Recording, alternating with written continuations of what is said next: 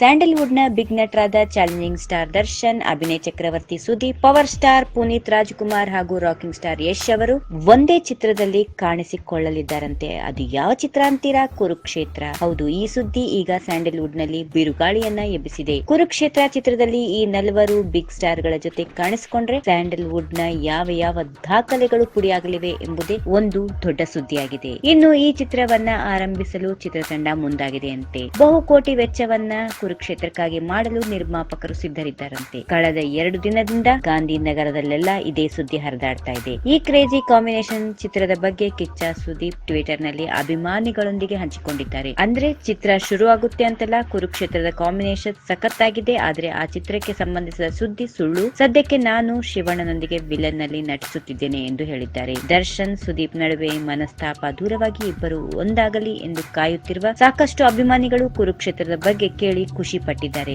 ಆದ್ರೆ ಕುರುಕ್ಷೇತ್ರ ಚಿತ್ರ ಕನ್ನಡದಲ್ಲಿ ತಯಾರಾಗಲಿದ್ದು ಅದರಲ್ಲಿ ಕನ್ನಡದ ಬಿಗ್ ನಟರು ಅಭಿನಯಿಸಲಿದ್ದಾರೆ ಮತ್ತು ಆ ಚಿತ್ರವನ್ನ ಖ್ಯಾತ ನಿರ್ಮಾಪಕ ಮುನಿರತ್ನಂ ನಿರ್ಮಾಣ ಮಾಡಲಿದ್ದಾರೆ ಎನ್ನುವ ಸುದ್ದಿ ಜೋರಾಗಿ ಎಲ್ಲಾ ಕಡೆ ಕೇಳಿ ಬರ್ತಾ ಇದೆ. If you like this video ಬೇಗ ಲೈಕ್ ಮಾಡಿ, ಕಾಮೆಂಟ್ ಮಾಡಿ, ಶೇರ್ ಮಾಡಿ ಹಾಗೂ ಯೋಯೋ ಟಿವಿ ಕನ್ನಡವನ್ನು ಸಬ್ಸ್ಕ್ರೈಬ್ ಮಾಡಿ.